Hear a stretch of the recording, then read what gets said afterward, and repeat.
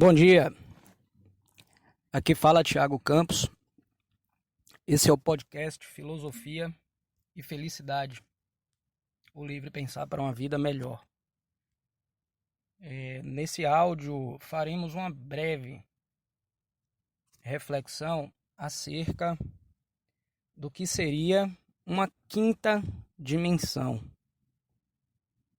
O conhecimento produzido pelo Homo sapiens até hoje tornou senso comum, tornou conhecimento popular para a maioria das pessoas de que existem 4 dimensões. 3 delas conhecidas pela maioria das pessoas: altura, largura e comprimento, ou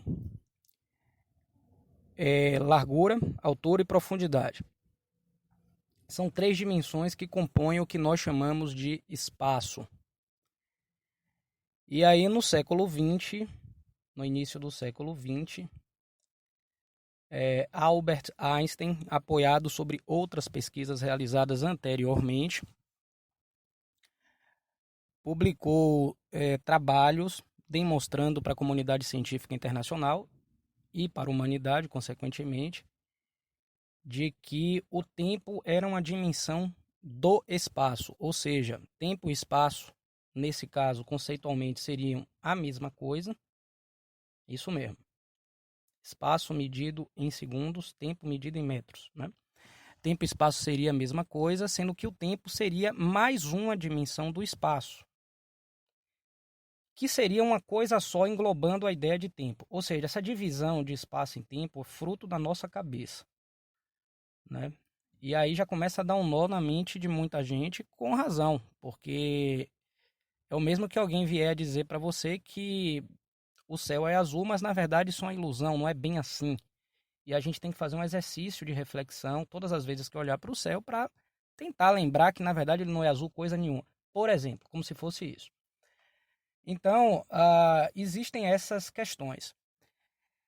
E aí, refletindo que na evolução das espécies, considerando que, isso falando em termos de planeta Terra, né, que é um dos planetas do sistema solar, que é um dos bilhões de sistemas solares que existem na nossa galáxia, no universo, e que existem bilhões a trilhões de galáxias. Então, a nível de desenvolvimento das espécies nesse planeta, existem espécies que não têm, entre aspas, noção, e aí a gente teria que discutir muito o que seria ter noção, mas não vamos entrar nessa seara, do que seria uma dimensão em geral, né? Existem espécies que têm apenas noção de andar em uma direção, ou seja, digamos que ela tem apenas noção de uma dimensão, que é o comprimento. Existem espécies que têm noção bidimensional, de altura e largura, noção tridimensional, que é uma noção de espaço mais apurada, mas não tem noção de tempo, e tem a nossa espécie, que sim, tem noção do tempo. Inclusive, nós organizamos a nossa superestrutura não biológica, a mental, a comportamental e a interação dentro dessas estruturas mentais e comportamentais, que nós podemos chamar de social, em torno do passar desse tempo, em torno desse espaço, que é chamado de tempo, mas é um tipo de espaço. Então nós fizemos essa organização. E aí eu suscito a seguinte pergunta: para aqui, qual o interesse do universo?